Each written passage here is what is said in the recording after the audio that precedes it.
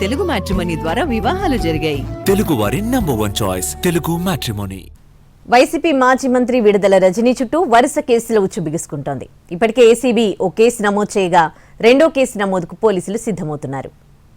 YCP మాజీ మంత్రి విడుదల రజనీపై మరో కేసు నమోదయ్యే అవకాశం కనిపిస్తోంది. తన ఇంటిపై దాడి చేయించిన రజనీ బంధువులపై ఎఫ్ఐఆర్ నమోదు చేయాలని నవతరం పార్టీ జాతీయ అధ్యక్షుడు రావు సుబ్రహ్మణ్యం పోలీసులకు ఫిర్యాదు చేశారు. ఆయన 2 రోజుల క్రితం జిల్లా ఎస్పీని కలిసి కంప్లైంట్ ఇచ్చారు. 2022 ఏప్రిల్ నెలలో మాజీ మంత్రి విడుదల రజనీ అక్రమాలను ప్రశ్నించినందుకు తన ఇంటిపై దాడి చేశారని సుబ్రహ్మణ్యం ఫిర్యాదులో పేర్కొన్నారు.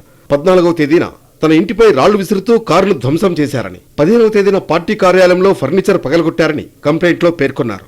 16వ తేదీన పార్టీ జెండాను తగలబెట్టారని, ఆ 3 రోజులు ఆమె అనుచరులు విధ్వంసం సృష్టించారని పేర్కొన్నారు. అప్పటి సీసీ కెమెరా ఫుటేజీని పోలీసులకు అందజేశారు. విడుదల రజనీతో పాటు ఆమె మరిది గోపి పేర్లను ఎఫ్ఐఆర్లో చేర్చాలని రావు సుబ్రహ్మణ్యం ఎస్పీని కోరారు. దీనిపై విచారించి కేసు నమోదు చేసేందుకు పోలీసులు సిద్ధమవుతున్నారు. ఈ కొత్త కంప్లైంట్లపై ప్రత్యేక బృందంతో దర్యాప్తు ప్రారంభించారు. వాస్తవాలు తేలితే రజనీపై మరో కేసు నమోదయ్యే అవకాశం ఉందని పోలీసులు చెబుతున్నారు. మాజీ మంత్రి రజనీపై ఇప్పటికే ఏసీబీ కేసు నమోదైంది. విజిలెన్స్ తనిఖీల ముసుగులో క్రషర్ యజమానులను బెదిరించి 2,20,00,000 అక్రమంగా వసూలు చేశారనే అభియోగంతో ఏసీబీ కేసు నమోదు చేసింది. ఆ కేసులో బెయిల్ కోసం వెళ్లిన రజనీకి హైకోర్టులో రిలీఫ్ దొరకలేదు. ప్రాథమిక దర్యాప్తులో ఆధారాలు లభించడంతో కేసు ఫైల్ చేశారు. ఈ క్రమంలో పల్నాడు పాలిటిక్స్ వేడెక్కుతున్నాయి.